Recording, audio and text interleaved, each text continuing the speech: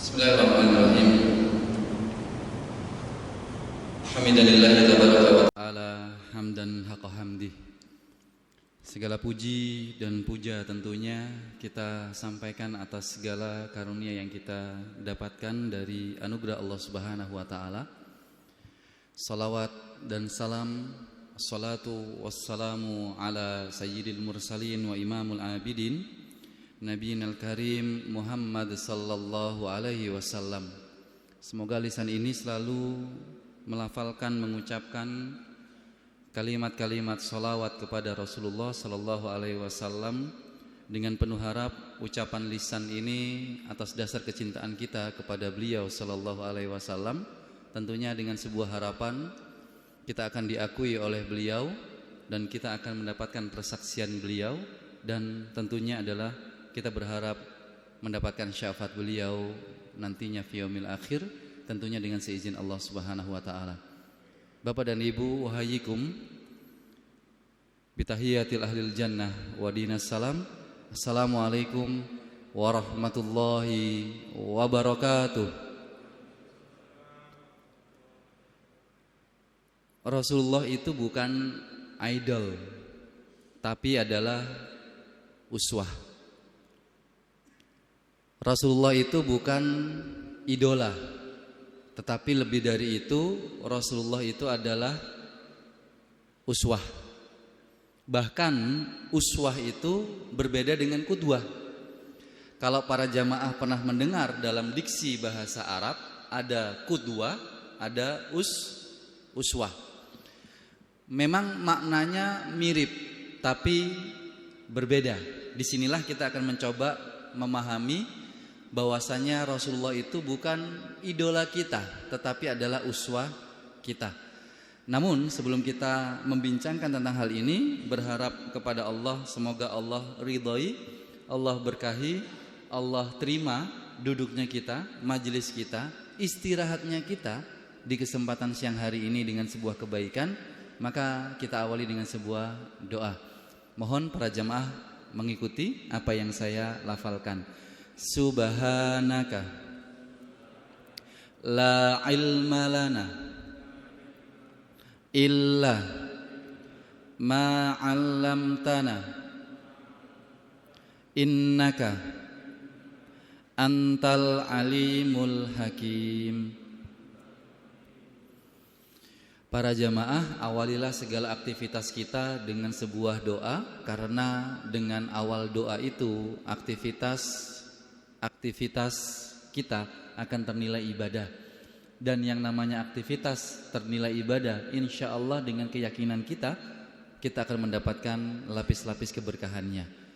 Maha suci Engkau ya Allah, sesungguhnya tidak ada yang kami fahami, yang kami mengerti, yang kami ketahui kecuali Engkau yang telah mengajarkan kepada kami. Sesungguhnya Engkau ya Allah Maha mengetahui lagi Maha bijaksana. Bapak dan Ibu, para jamaah yang dimuliakan oleh Allah Subhanahu wa ta'ala, kalau saya bertanya kepada panjenengan, kenalkah kita dengan Rasulullah? Kalau panjenengan menjawab, ada yang jawab kenal Pak, ada yang jawab kenal, tapi ada juga ragu-ragu Pak jawabnya kenal. Kenapa? Kenal, tapi kalau ditanya di mana kenalannya, nah ini malah bingung kita jawabnya.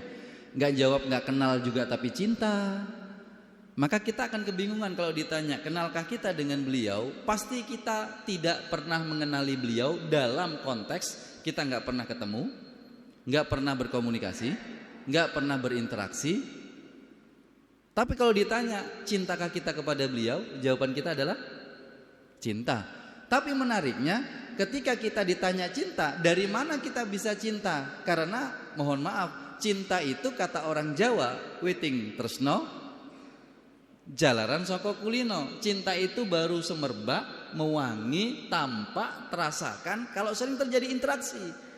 Dan yang namanya interaksi antar satu manusia dengan manusia lain harus diawali dengan pertemuan, diawali dengan percakapan, perbincangan, komunikasi, interaksi dan lain sebagainya. Dan kita nggak pernah melakukan itu. Maka ada yang aneh di sini tanda tanyanya. Kita kenal dengan Rasulullah, kita jawab kenal. Tapi kita nggak pernah bertemu. Kita cinta dengan Rasulullah, kita jawab cinta. Tapi menariknya kita nggak pernah berinteraksi dengannya.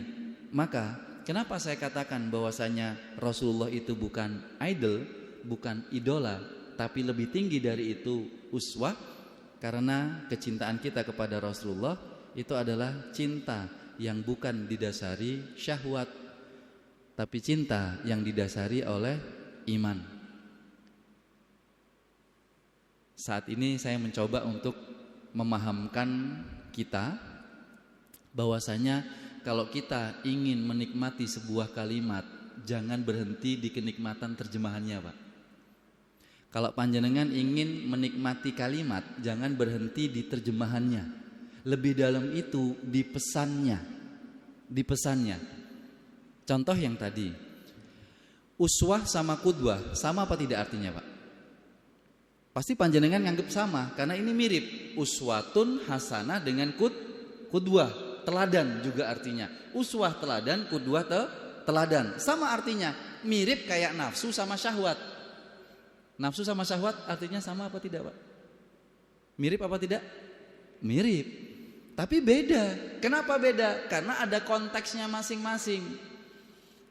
Dalam bahasa Arab ada namanya itu kullu rosem ma'ani. Setiap kalimat itu punya konteksnya, menandakan tiap kalimat itu nanti maknanya berbeda-beda pesannya. Contoh, kalimat sakinah dengan kalimat tumakninah artinya sama-sama tenang. Sakinah apa artinya, Pak? Tenang. Tumakninah tenang. Ala bidzikrillahi tatmainnul qulub. Dengan mengingat Allah, hati kita akan tatmainnu, tumakninah, tenang. Sakinah tenang, tumakninah tenang, tapi konteksnya berbeda. Ini gak bisa ditukar-tukar. Namanya sakinah lebih digunakan untuk keluarga apa ibadah? Ibadah. Hah? Masa ibadah, Pak? Keluarga. Kalau tumakninah? Ibadah. Pernah gak diputer, Pak? Pernah saya sampaikan di masjid ini, masa kalau ada orang mau nikah, Masya Allah, Mas bro nikah ya, saya doakan semoga menjadi keluarga tumakninah. Nggak pernah, Pak. Panjenengan nyuruh putranya untuk sholat, mbok yo sing sholat iku sing sakinah mawadah warohmah. Nggak akan ketemu. Kenapa? Karena memang maknanya berbeda. Nah, tapi pada wilayah ini nafsu dengan syahwat itu berbeda. Singkatnya, kalau nafsu titik tertentu kita pasti akan puas. Kalau syahwat tidak akan pernah puas. Terus. Nafsu itu tidak tertentu akan puas. Contoh nih, kalau nafsu identiknya pada hubungan interaksi manusia atau dengan makanan, Pak. Nafsu. Makanan, minuman. Cuma masalahnya nggak ada yang bisa saya praktekkan ini, Pak. Iya, kalau ada ini bisa saya visualkan, ya. Cuma bapak-bapak juga puasa nanti, ya. Kalau saya makan banyak, wow, saya kelaparan. Pasti panjenengan ngomentari dengan kalimat nafsu apa syahwat? Wih, Ustadz, nafsu makannya lagi banyak. Pasti menggunakan itu, nafsu makannya lagi banyak. Panjenengan nggak pernah ngomentari, Ustadz, syahwatan tahu Ustadz? Nggak pernah.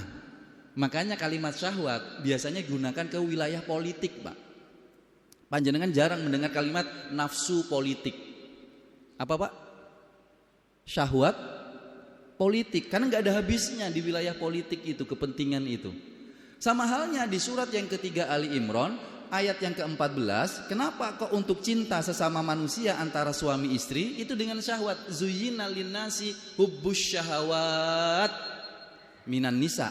Dibuat indah syahwat itu antara manusia laki-laki dengan perempuan.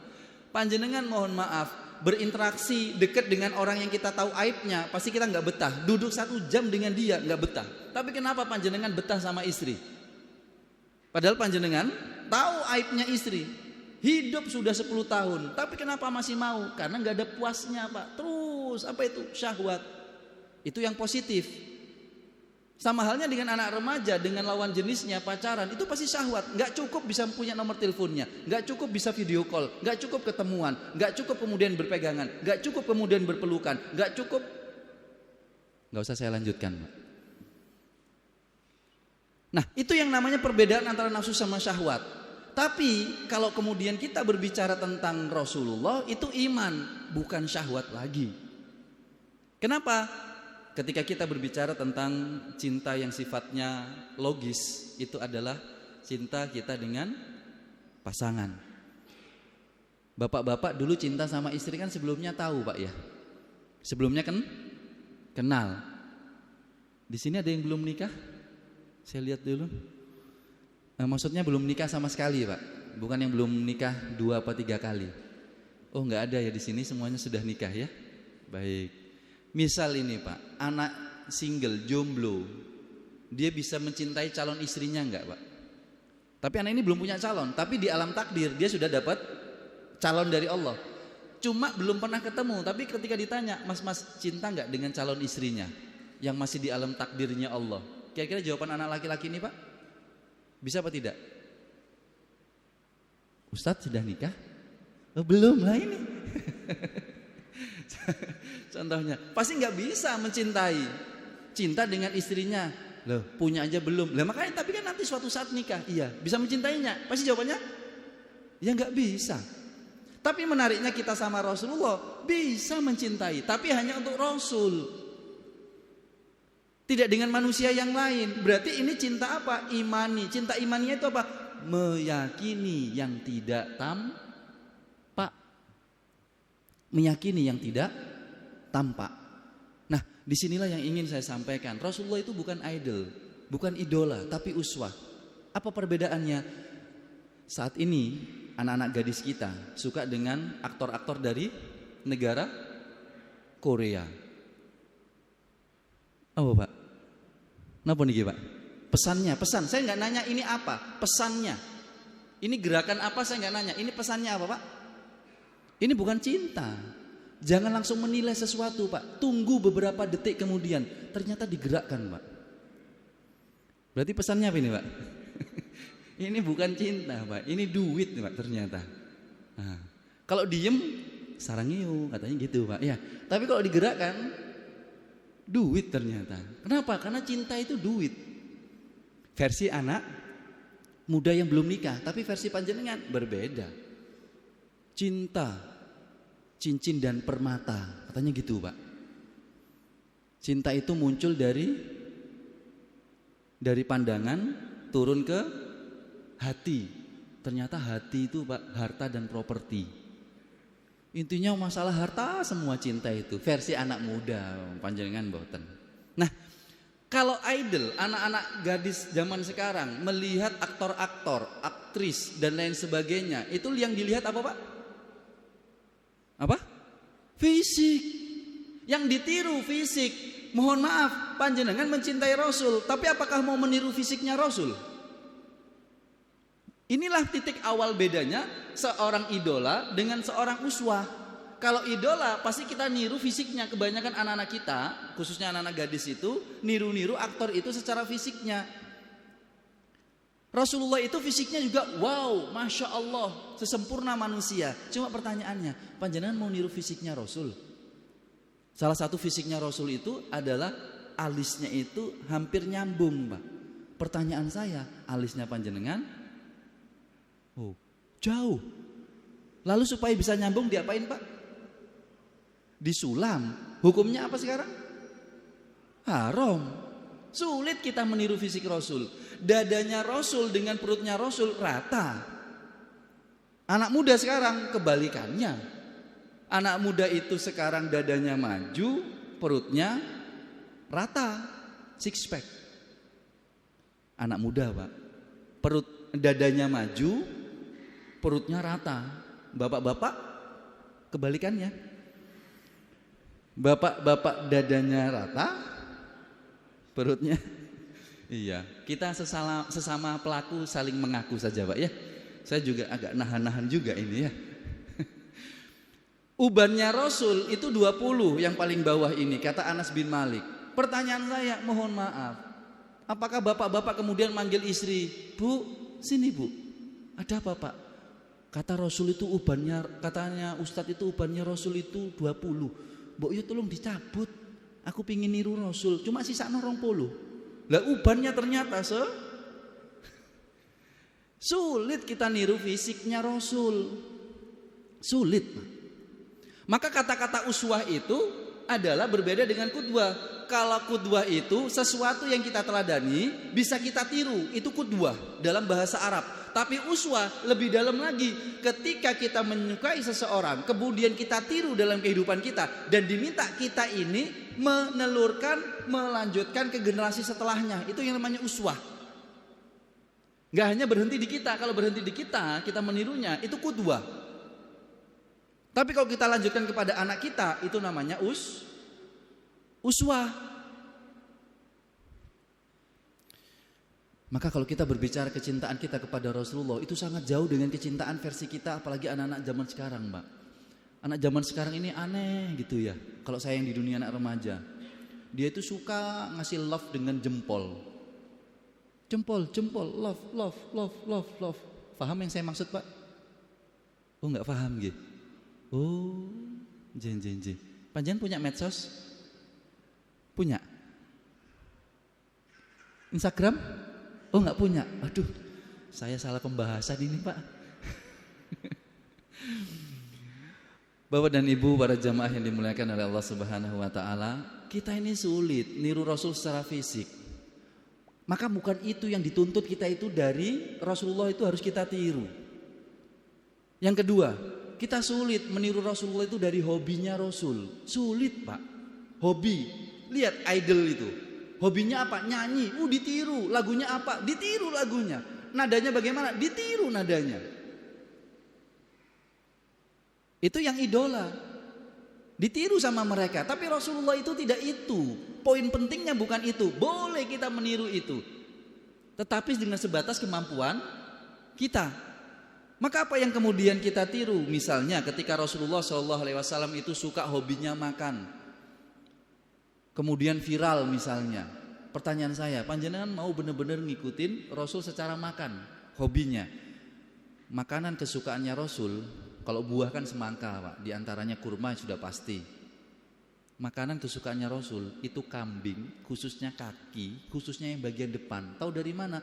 Ketika Rasulullah ditanya oleh Zainab bintil Haris, perempuan Khaybar Yahudi yang meracuni Rasulullah, ditanya sama Zainab bintil Haris, wahai Muhammad, apa yang kamu sukai dari makanan? Oh, kaki kambing yang di depan, kaki depan itu, Pak. Dibuatkan sama Zainab bintil Haris, kemudian ditaburi racun. Akhirnya Rasulullah kan sempat menikmati itu. Kemudian malaikat Jibril memberitahu kalau di situ ada racun. Pertanyaan saya, Rasulullah suka kaki kambing, panjenengan? Yang ada kolesterolnya itu loh, Pak. Ini kesukaan Rasul. Kita makan terus kambing. Lumayan loh, Pak. 35.000 setiap makan. Kalau kita mau meniru terus itu makan, pasti khawatir nanti ada satu dan lain hal. Maka yang kita tiru dari Rasulullah itu bukan secara fisiknya, tidak nomor satu adalah secara hobi beliau, tetapi yang nomor satu yang kita tiru dari Rasulullah itu adalah, saya menyebutnya bukan akhlak, Pak. Saya menyebutnya adalah al-khuluq. Kenapa kok akhlak begini? Allah menyampaikan di dalam Al-Kahfi yang terakhir itu, Qul innama ana basyarum mislukum. Coba perhatikan kalimat ini, Pak. Sesungguhnya aku, kata Rasulullah, manusia biasa seperti kamu. Sebenarnya Bapak dan Ibu, kata mislukum ini sebenarnya bisa dihapus. Dalam gramatikal bahasa Arab, Qul innama ana basyar yuha ilayya. Aku ini manusia biasa, cuma aku dapat wahyu. Bisa sebenarnya gitu. Tapi kenapa kok Allah munculkan kata-kata di sini itu mislukum? Seperti kamu. Seperti kamu. Menunjukkan apa? Menunjukkan kata-kata di sini itu bahwasanya aku manusia biasa seperti kamu. Kamu bisa sedih, aku kata Rasulullah bisa sedih. Aku bahagia, bisa bahagia. Kamu baper, aku juga bisa terganggu hatiku. Untuk menunjukkan apa? Menunjukkan apa yang dilakukan Rasul bisa kita lakukan. Dengan status beliau seorang manusia yang memang itu memang bisa kita contoh. Kenapa? Karena tidak semua yang dilakukan Rasul harus kita contoh. Disinilah kesalahannya, Pak. Kita sebagai seorang umatnya Rasulullah SAW itu berbeda dengan umat-umat terdahulu. Banyak umat-umat terdahulu yang mengkultuskan seorang nabi. Kita ini adalah umatnya Rasulullah yang menghormati Rasulullah, tidak sampai mengkultuskan. Dalam titik di sini kita tidak menyamakan dengan Allah Subhanahu wa taala. Maka para jamaah yang dimuliakan oleh Allah Subhanahu wa taala, tidak semuanya itu kemudian harus kita tiru. Maka kita harus paham keilmuannya di sini. Contoh, ada sesuatu yang tidak boleh kita tiru dari Rasulullah. Beberapa yang dilakukan Rasul tidak boleh kita tiru. Contoh, kita menggunakan pola berpikir seperti ini. Yang dilakukan Rasul adalah sunnah. Semua yang dilakukan Rasul kita namai sunnah. Dan kita sebagai umatnya harus mengikuti sunnah. Rasulullah melakukan pernikahan sebanyak 9 kali. Itu namanya sunnah karena Rasulullah melakukan. Lalu panjenengan nikahnya berapa kali, Pak? Tidak semua yang dilakukan Rasul itu sunnah yang harus kita lakukan. Maka ada batas-batasannya. Di antaranya puasa wisol. Rasulullah itu boleh, Pak, terus puasa. Kita nggak boleh. Rasulullah itu witir, hukumnya wajib. Kita enggak. Yang paling simpel sederhana, sedekah. Rasulullah nggak menerima sedekah. Hadisnya sahih Muslim. Rasulullah tidak menerima sedekah. Itu bahkan tidak hanya di hadis, mulai kitab-kitab terdahulu sebelum Al-Quran itu sudah termaktub Nabi itu tidak menerima sedekah. Tahu dari mana kisahnya? Ketika Salman Al-Farisi, sahabat dari Persia, itu kemudian keliling mencari agama yang terbenar, kemudian mendengar ada seorang nabi akhir zaman, tertariklah Salman Al-Farisi ini bertanya kepada pemuka agama saat itu, dari mana aku bisa mengetahui nabi akhir zaman? Kata pemuka agama ini, dia tidak menerima sedekah. Berarti sudah ada dari dulu. Maka ini konsep memang dilakukan Rasul, tapi kita nggak boleh niru. Lah kok ada orang yang mencintai Rasul tapi tanpa ilmu, akhirnya semua disamaratakan. Apa yang dilakukan? Rasulullah tidak menerima sedekah. Hadis riwayat Imam Muslim. Tiba-tiba panjenengan sedekah sama fakir miskin itu. Pak, niki kula sedekah kali panjenengan. Apa kata fakir miskin ini? Mohon maaf, saya tidak bisa menerima sedekah Anda. Kenapa, Pak? Qala Rasulullah sallallahu alaihi wasallam. Waduh, panjang, Pak. Ini namanya fakir miskin yang sombong. Bahasa Arabnya, Pak, sombong itu ada 2. Saya beritahukan. Bahasa Arabnya sombong itu ada 2. 1, at-takabbur. Apa, Pak? 2, al-istikbar. Apa? Nah, apa bedanya? Ini uniknya bahasa Arab itu. Kalau at-takabur itu orang yang kaya, punya kedudukan, punya jabatan, sombong. Itu at-takabur. Pelakunya namanya mutakabbir. Jadi mutakabbir itu gampangnya adalah orang yang kaya, punya kedudukan, punya jabatan, sombong. Rodok-rodok pantes. Anak sing disombongkannya, modalnya ada, Pak. Al-istikbar, pelakunya namanya mustakbir. Dan menariknya, saya coba cek dengan keterbatasan ilmu saya, di Al-Quran itu paling banyak yang digunakan adalah al-istikbar. Pelakunya namanya mustakbir. Kalau tadi mutakabbir, at-takabur pelakunya mutakabbir, al-istikbar pelakunya adalah mustakbir. Siapa mustakbir ini? Orang fakir, orang kiri, orang miskin, gak punya harta, gak punya kedudukan, sombong. Loh, tolong dihafal ini, Pak, Ibu. Untuk nek rotok-rotok ngomentari orang rotok aman. Delonta, mutakabir itu lho. Rotok mutakabir itu. Sing sebelah kiri nih mustakbir. Supaya yang dia omong-omongkan itu gak kerasa gitu, Pak. Pertanyaan saya, panjenengan agak gregetan sama yang mana, Pak? Mutakabir atau mustakbir? Mustakbir. Kita ini gregetan sama mustakbir. Pertanyaan saya lanjutkan. Kalau kita sama Allah, Pak, manusia sama Allah, Mutakabir atau mustakbir? Kita sama Allah, Pak, mustakbir. Lah kita lo nggak punya apa-apa, sombong sama Allah. Kalau kita gregetan sama mustakbir, ternyata diri kita adalah mustakbir sama Allah. Lumayan banyak, Pak. Pernah saya dengar itu, ada seorang percakapan dua orang pemuda, ditanya, "Hei bro, kamu kok bisa dapat itu?" Loh iyo, doaku mustajabah. Makanya kamu itu harus berdoa sepertiga malam, kamu harus berdoa di antara azan dengan iqomat. Makbul, doaku mustajabah. Loh, itu kamu dikabulkan, bukan karena doamu, karena rahmatnya Allah, bukan karena doamu. Lah kita itu belum minta saja sama Allah sudah dikasih. Bapak-bapak tadi sebelum bangun sempat minta enggak? Ya Allah, iso-iso muga-muga mau tok iso melek ya Allah, muga-muga mau tok iso melek. Sebelum bangun, Pak, sebelum bangun. Kita enggak minta sama Allah bisa dibukakan mata kita. Oksigen pun kita enggak minta. Ada yang bangun tadi, ya Allah, semoga hari ini bisa dapat oksigen gratis. Enggak ada, panjenengan dapat. Kita seringkali sombong kepada Allah tapi kita tidak sadari. Maka di titik ini, Pak, Allah itu paling tidak suka dengan orang fakir, miskin, sombong. Dalam konteks ini kita kepada Allah. Makanya ada sebuah hadis, salah satu ada 3 orang, la yukallimullahu fi yaumil qiyamah. 3 orang yang Allah tidak mau berbincang dengan dia di hari kiamat. Ditutup di situ al-mustakbirun, orang yang sombong. Lebih tepatnya orang yang miskin tapi sombong, yaitu kita kepada Allah. Kita dapat ini karena sayang, bukan karena Allah. Boleh kita ambil sedekah, itu boleh. Fakir miskin terima sedekah boleh. Kalau pertanyaannya, orang kaya boleh menerima sedekah apa enggak, Pak? Orang kaya? Ya boleh. Kenapa? Karena ini yang enggak boleh itu hanya Rasulullah dan ahlul baitnya saja yang enggak boleh menerima sedekah. Kita siapapun itu boleh menerima sedekah. Saya buktikan. Hari Jumat, setelah sholat Jumat. Hari Jumat setelah sholat Jumat. Napa, Pak? Yang diicer?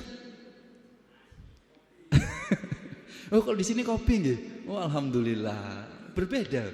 Di masjid-masjid yang lainnya itu nasi bungkus, Pak.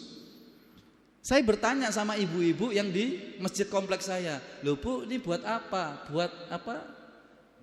Setelah sholat Jumat, Ustadz." "Oh iya, niatnya apa, Bu? Hadiah apa sedekah?" Apa jawaban ibu-ibu itu? Sedekah.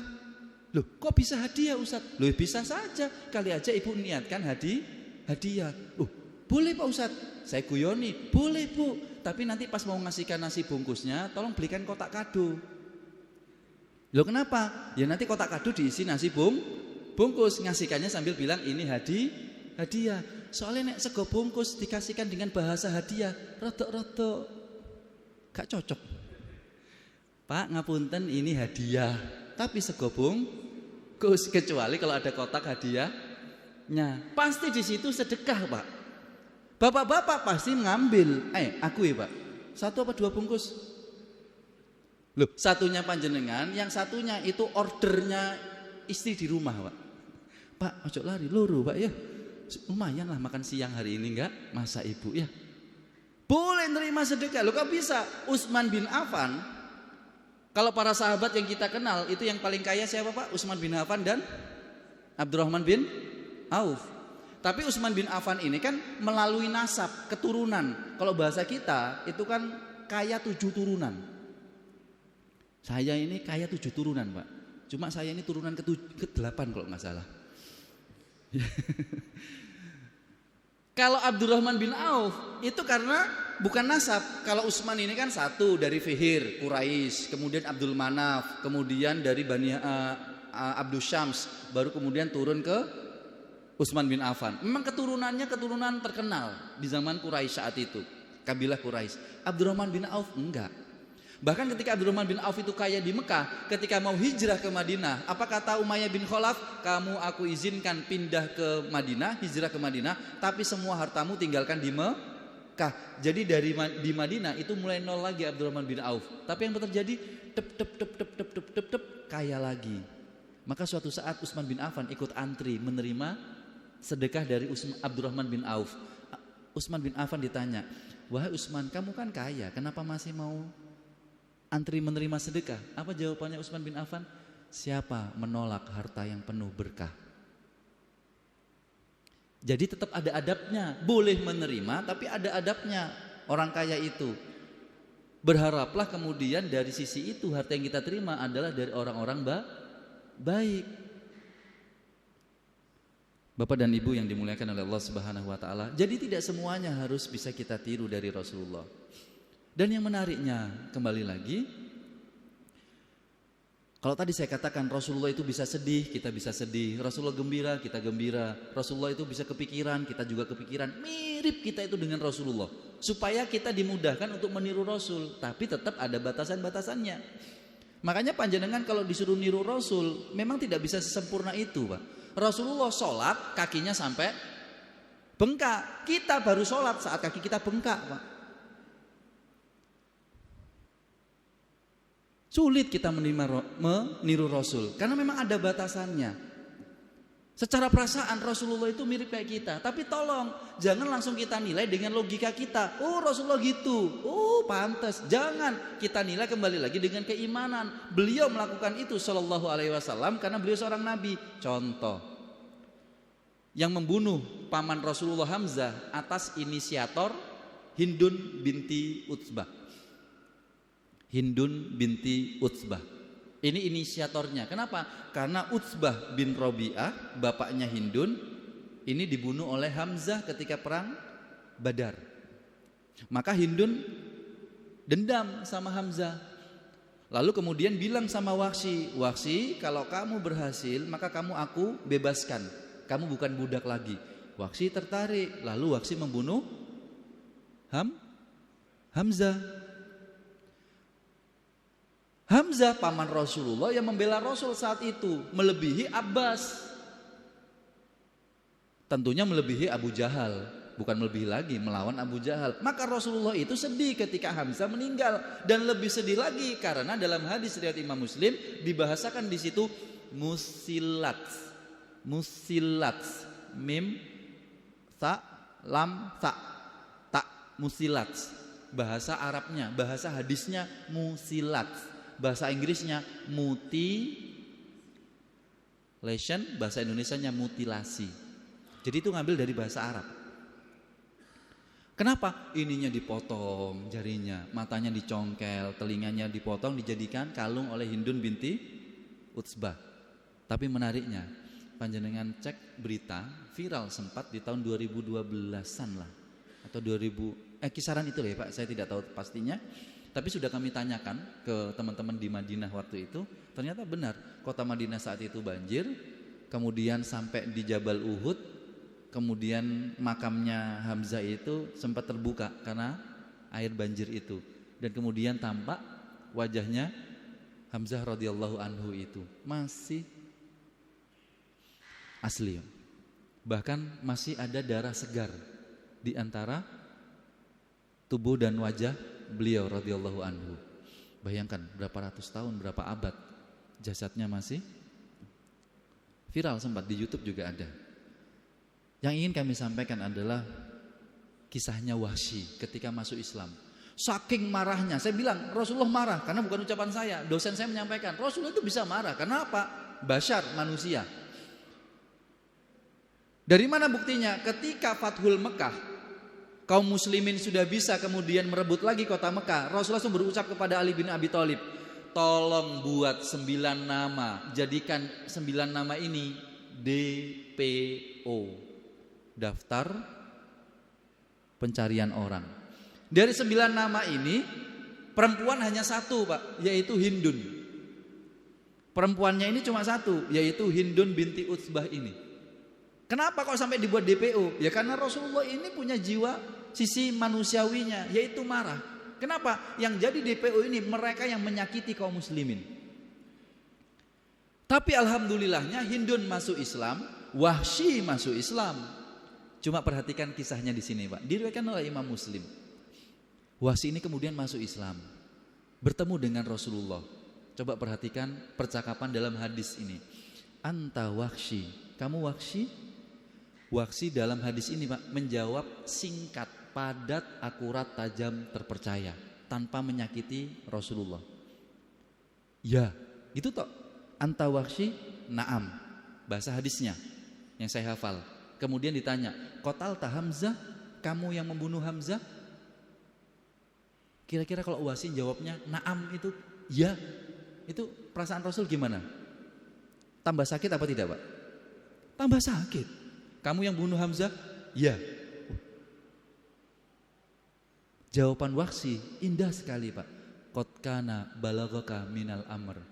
Sebagaimana yang engkau sudah tahu ya Rasul. Itu kan bahasanya halus, Pak ya. Kamu yang bunuh Hamzah sebagaimana yang sudah engkau dapatkan beritanya ya Rasul. Dilanjutkan sama Rasul. Agak gimana gitu Rasulullah. Maka kemudian muncul kalimat yang halus tapi ya gimana gitu, Pak. Hal tastati'a, kata Rasulullah kepada Wahsy. Hal tastati'a, apakah kamu mampu, apakah kamu bisa antughayiba, kamu itu ghaib, ghaib tidak tampak. Antughayiba, kamu menghilangkan, menidak tampakkan wajhaka anni, wajahmu dari diriku. Itu bahasa halusnya Rasul, Pak. Nek basa Surabaya ini diterjemahkan gimana itu, Pak? Ngaliyo, minggato, macam-macam lah. Loh, Wahsy menjawab dengan halus, Rasulullah menjawab dengan halus. Hal tastati antu ghayyiba wajhaka anni. Bisa enggak sih wajahmu enggak aku lihat, Wahsy? Kenapa? Rasulullah masih merasakan di sini, Pak, manusiawi. Dan Rasulullah ini yang namanya pemimpin pasti dilematisnya itu banyak. Kenapa dilematisnya banyak? Karena banyak yang menjadi pertimbangan. Dan Rasulullah ini sering mengalami yang seperti ini. Apa yang terjadi? Contoh, ketika Rasulullah SAW itu begitu marah dengan Abdullah bin Sa'ad bin Abi Sarrah. Siapa Abdullah bin Sa'ad bin Abi Sarrah ini? Singkatnya, Abdullah bin Sa'ad bin Abi Sarrah adalah yang mencuri peta pertahanan kota Madinah, kemudian dijual kepada orang-orang Mekah Quraisy. Dari itulah orang Mekah Quraisy ini menyerang kota Madinah, maka muncul peperangan Khandaq. Ibaratnya itu peta pertahanan kota Madinah itu blueprintnya sudah ketahuan musuh, berarti kan habis kota Madinah itu. Sudah nggak ada lagi yang bisa dipersiapkan. Rahasia-rahasia sudah diketahui, makanya Allah punya takdir lain melalui Salman Al-Farisi yang punya ide, bukan orang Arab tapi orang Persia, punya ide pertama kali di tanah Arab, yaitu bikin benteng tapi turun ke bawah alias parit. Orang Arab bikin benteng ke atas. Salman, jangan ini, bikin yang ke bawah. Akhirnya semua perangkat yang dibawa oleh pasukan Quraisy sampai di Madinah gak bisa nyebrang karena di luar pikiran mereka. Marah Rasul sama Abdullah bin Sa'ad bin Abi Sarrah ini. Kenapa? Gara-gara Abdullah bin Sa'ad bin Abi Sarrah ini perang Khandaq terjadi, kemudian kaum muslimin di Madinah juga teraniaya, terzolimi, belum lagi dari Yahudi yang di dalam. Wah, macam-macam. Maka ketika kaum muslimin sudah menguasai Mekah saat itu, Rasulullah kemudian berucap, barang siapa yang bertemu dengan Abdullah bin Abi Sarrah, eksekusilah. Tiba-tiba Abdullah bin Sa'ad bin Abi Sarrah ini mendatangi Rasulullah, memohon maaf, masuk Islam. Tapi menggandeng tangannya Utsman bin Affan yang notabene-nya saudara sesusuannya Abdullah bin Sa'ad bin Abi Sarrah. Gandeng Utsman, minta maafkan ke Rasulullah, kesalahanku dulu ya. Utsman kan orangnya nggak enakan, pemalu kan. Kalau panjenengan tahu sirahnya Utsman, pemalu. Diantar sama Utsman, nggak enakan. Ayo aku antar menemui Rasul. Apa kata Utsman? Ya Rasulullah, saudara sepersusuanku ini meminta maaf atas kesalahannya, kekhilafannya dan lain sebagainya. Apa yang dialami oleh Rasul? Diam. Pertanyaan saya, Pak, kira-kira diamnya Rasul itu apa yang dirasakan Rasul? Dilematis. Yang minta orang yang paling dicintai Rasul siapa? Utsman bin Affan. Masa Rasulullah nggak mengabulkan keinginan orang yang dicintai? Kan berat, Pak. Utsman bin Affan ini kan istrinya kan dua-duanya anaknya Rasul, Umayyah sama Ummi Kulsum, Ruqayyah sama Ummi Kulsum. Sampai Rasul berucap, kalau saya punya anak perempuan lagi, kalau seandainya aku punya anak perempuan, aku nikahkan lagi dengan Utsman bin Affan, karena aku mencintai Utsman. Lah Utsman minta, masa Rasulullah nggak mengabulkan? Kan berat.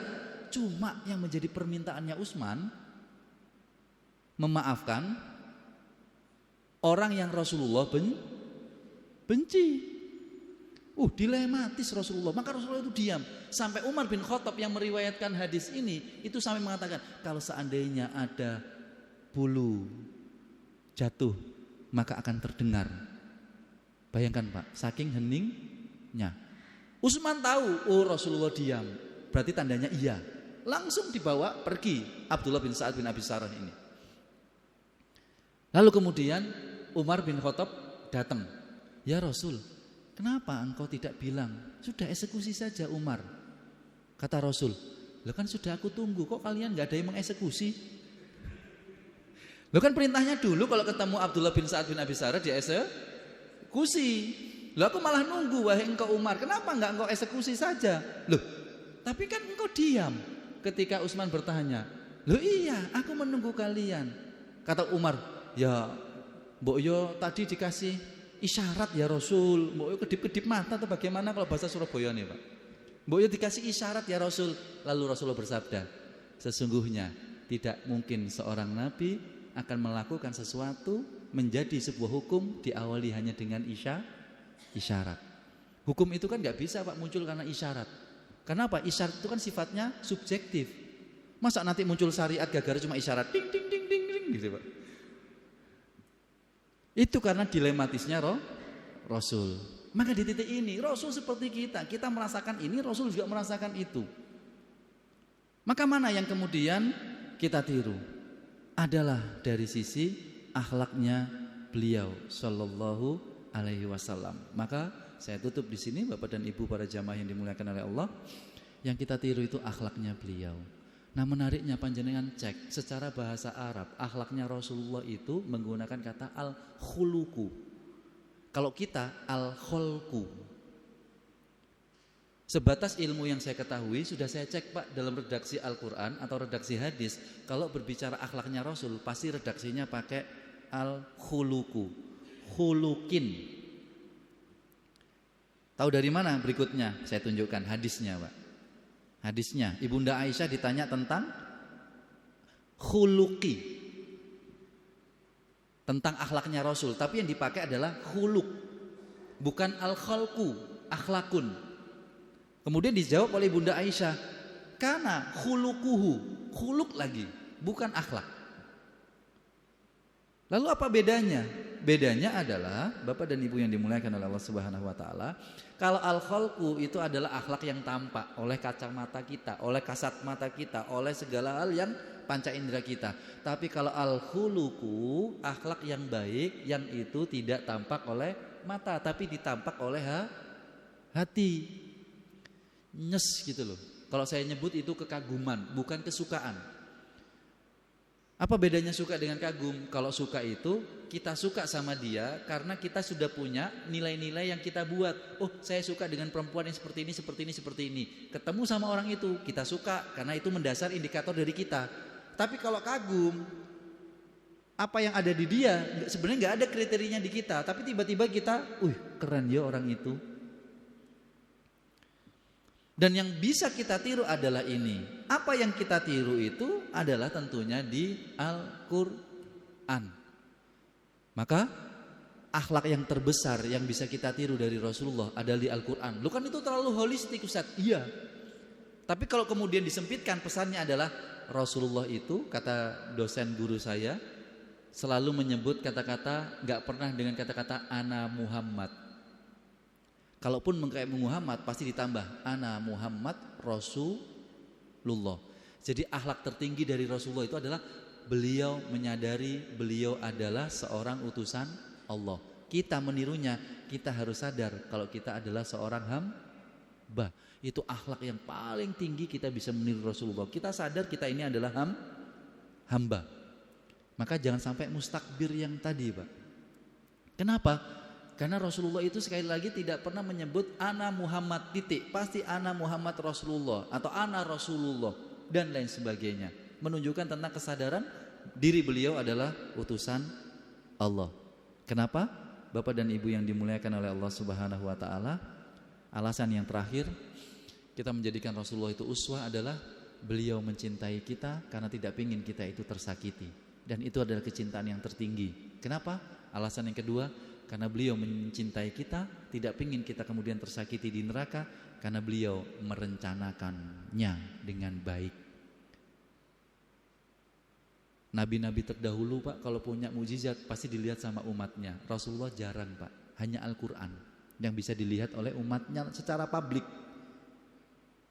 Nabi Musa turun, terbelah lautan, tongkat menjadi ular, dilihat oleh semua orang. Rasulullah enggak. Kenapa? Karena Rasulullah tahu kalau mukjizat itu turun dan dilihat orang banyak, apa yang terjadi? Orang itu kalau mengingkari, Allah ngasih azab. Dan Rasul tidak ingin umatnya diazab. Maka Rasulullah hanya minta mukjizat yang tidak banyak dilihat orang. Isra wal Mi'raj enggak ada yang melihat. Mukjizat Rasulullah yang lain enggak bisa melihat, hanya kita lihat Al-Quran. Dan menariknya bedanya lagi, kalau mukjizatnya Nabi Musa tongkat. Tapi tongkat itu Pak kalau kita temukan sekarang paling di museum. Panjenengan belah niki loh, Madura, sulat madu, bung, ya enggak berubah-ubah Pak. Enggak aktif, tapi panjenengan megang Al-Quran, enggak nunggu Rasul, panjenengan pegang Al-Quran sekarang, berfungsi Al-Quran itu Pak, memberikan solusi. Yang berikutnya, oke lah umatku ada yang terkena azab. Apa kata Rasul? Aku punya doa yang tidak aku pakai, tapi nanti aku ganti untuk menjadi syafaatku. Untuk apa? Untuk aku selamatkan umatku. Sampai Rasulullah membuat 2 planning untuk kecintaan beliau kepada kita. Semua nabi menggunakan hak prerogatif doanya, hanya Rasulullah yang saja yang tidak.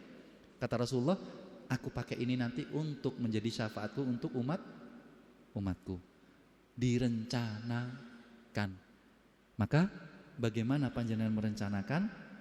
Saya berikan satu closing statement. Carilah sunnah Rasul dari sekarang, rencanakan menjadi sunnah yang belum pernah kita praktekkan. Satu. Yang kedua, carilah sunnah Rasul yang memang bisa kita praktekkan, yang tidak biasa orang mempraktekkan. Masih banyak Pak sunnah Rasul yang belum kita praktekkan. Apa kata Rasulullah? Silaturahimlah orang tua dari teman-teman orang tuamu. Mungkin belum kita praktekkan. Yang namanya silaturahim tertinggi itu adalah mensilaturahim orang yang pernah menzolimi kita. Itu berat kita lakukan. Dan sunnah-sunnah yang lain. Rencanakan untuk kita bisa mencintai Rasul, karena Rasulullah bukanlah hanya sebatas idola, tapi Rasulullah adalah uswatun hasanah kita. Ini dulu yang dapat saya sampaikan. Terima kasih atas kehadiran, atas kesabaran panjenengan, dan tentunya kita berharap Allah selalu mencatat kebaikan-kebaikan kita untuk bisa kita nikmati dalam kehidupan nantinya. Bismillahirrahmanirrahim. Alhamdulillahirabbil alamin. Wassalatu wassalamu ala Rasulillahi sallallahu alaihi wasallam. Ya Allah, inna nas'aluka ma sa'alaka minhu nabiyyuka Muhammad sallallahu alaihi wasallam. Ya Allah, kami meminta, kami memohon, kami berdoa atas apa-apa yang dulu pernah dipanjatkan oleh Rasulullah, memohon kepada Engkau ya Allah.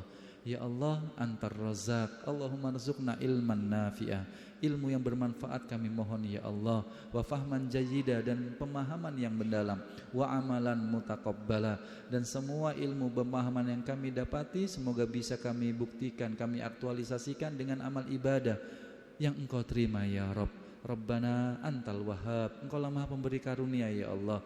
Rabbana hablana min azwajina wa dhurriyyatina qurrata a'yun waj'alna lil muttaqina imaman. Ya Allah, karuniakanlah kepada kami, kepada saudara kami, kepada pasangan kami, kepada putra-putri kami, kepada sahabat-sahabat kami ya Allah, min ahlil iman, wah min ahli tuqa, wah min ahlil Quran, wah min ahlil ilmi, wah min ahli salatil jamaah, wah min ahlil birri walidaini, wah min ahli akhlaqil karimah, wa la tajal wayahum ya Allah min ahli syarri wad-dhair. Rabbana atina fid dunya hasanah wa fil akhirati hasanah wa qina adzabannar, wa akhiru da'wana anil hamdulillahi rabbil alamin bi barakatil Fatihah.